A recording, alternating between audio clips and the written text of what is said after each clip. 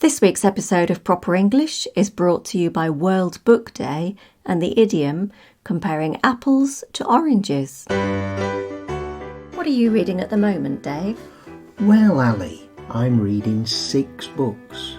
How is that even possible? Multitasking, mate.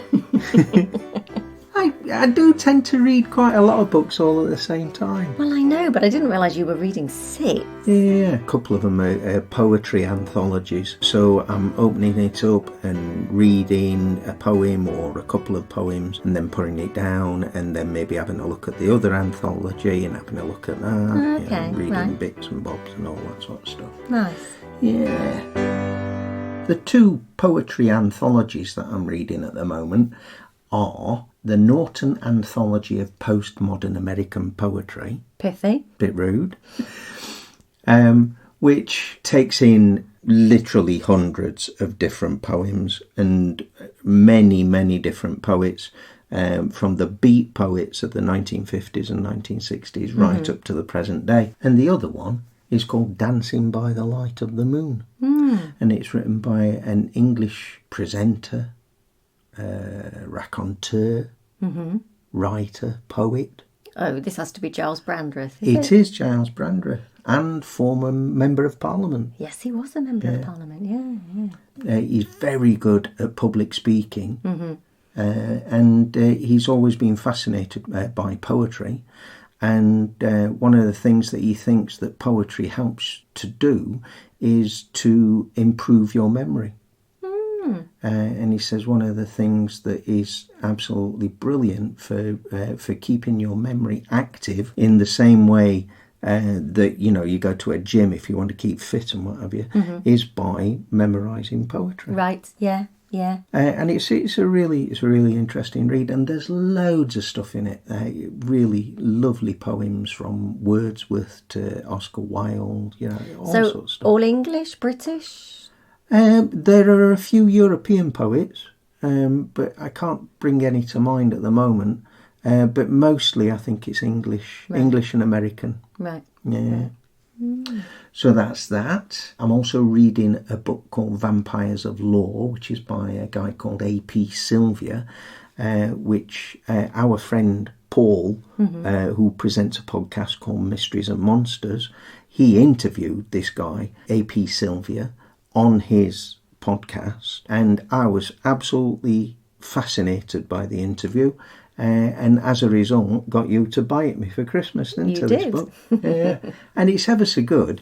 It tells you about the history and the mystery of vampires in legend and fact and fiction, films and television and stories, all sorts of stuff. From Polydorus the Vampire to Dracula AD 1972. It just looks at all the things that you think about vampires, like garlic, for instance, and then looks back at the history and the legends that you have in Eastern Europe and stuff like that. So, question, if I may. The history of vampires? You use the word fact? Well, you see, there are documents that Mr. Sylvia has discovered that tell you about how some people died in medieval Europe or in the 16th century, maybe the 17th century, and that the locals felt that this person was a vampire. So they had to make sure that this person was dead.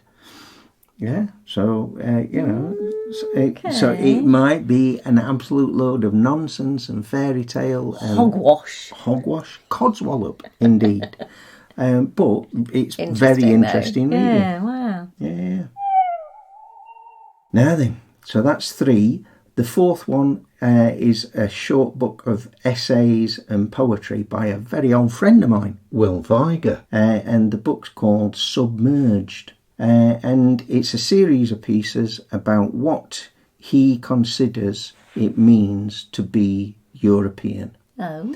And how it feels for some people on the other side of leaving the European Union. Right. It's very interesting. His poetry is superb, and his prose is as well.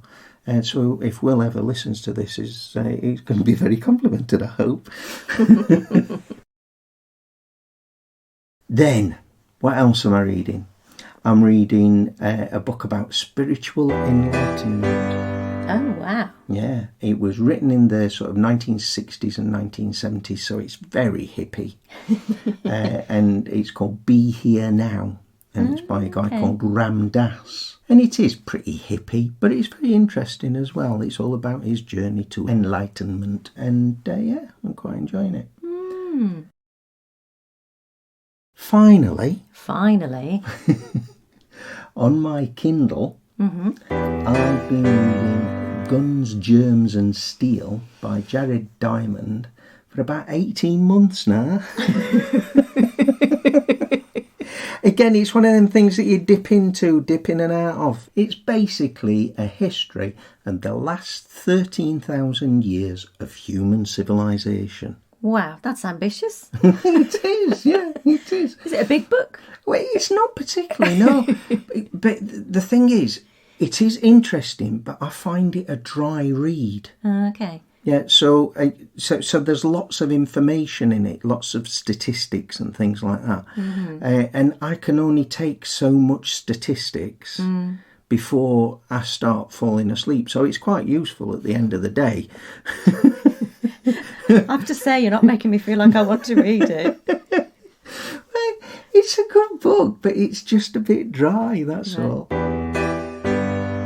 So, what book has changed the way you think about the world, Ali? Maybe Green Eggs and Ham. By Dr. Seuss? Are you kidding me? I loved that book as a kid. But yeah, I am joking. I'll be honest with you. I do not like green eggs and ham. I do not like them on a train. I do not like them in a tree. I do not like them here or there. I do not like them anywhere. Okay. I'll answer your question then. So this book that changed your life. Yeah, I don't think it changed my life, but it had a big impact on me. Right. And it's a book called Blood River by Tim Butcher. Ah, so what's that about then? Well, he's a journalist who was based in South Africa for many years and who had become obsessed with wanting to travel the entire length of the River Congo in the Democratic Republic of the Congo. Okay. And was told for a long time, can't be done. Right. It's an extremely dangerous country, war-torn, and, the infrastructure is very poor. Right. So dangerous for all sorts of reasons. But he was determined to do it. Okay. And I just loved it. Absolutely loved it. It's a mixture of his kind of journey. So it writes about his travels and the people that he meets and the places that he sees, and they're remarkable.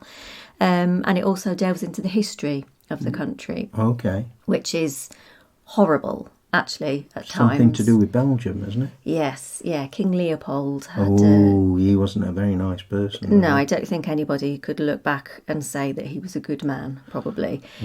So, yeah, it's a country that's been treated very, very badly. Its people have been treated badly. But there's lots of sort of anecdotes of resilience and people just kind of getting on with life. And it just made me want to visit so badly. I mean, not at the moment, because it's really dangerous. Yeah. But yeah, no, it just sounds like the most amazing place with the most fabulous people. And yeah, I kind of fell in love with the idea of maybe one day I will be able to go there. That would be a dream, that one day I might be able to visit Democratic Republic of the Congo. Wow, yeah. Cool. And not dry at all. An absolutely fascinating read. He's a brilliant, brilliant writer. And now it's time for Idiom of the Week. Idiom of the Week? Comparing apples to oranges. So, this idiom came up in my lesson with Miho this week. It's the idiom that you use when you're comparing two things that are clearly dissimilar. Like, for instance... I used to be a civil servant and you used to be a primary school teacher back in the UK. And even though we both worked in the field of education, comparing our jobs would be like comparing apples to oranges.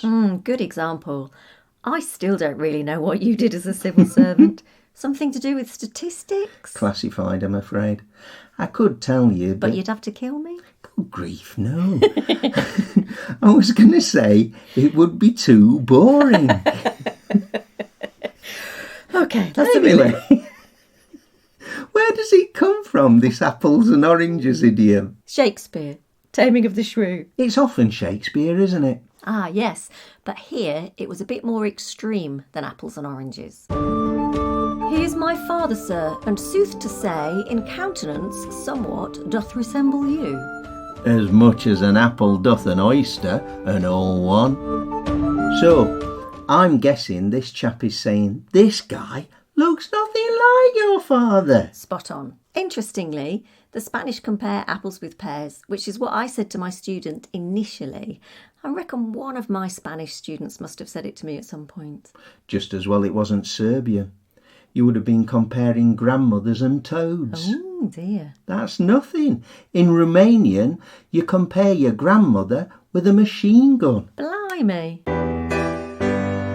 And here we are at the end of another episode of Proper English. As always, we hope you've enjoyed listening in on our conversation. And please, make sure you rate and review us on your favourite podcast app, because if you do that, it helps us to get noticed. It would be perfect if you recommended us to a friend. Or a family member. Or a fellow student. It makes us so happy when we get new subscribers. The more the merrier. We also love getting feedback, so why not get in touch? Tell us what you would like us to talk about in future episodes. But how, Dave? How? Well, our email address is properenglish, All one word.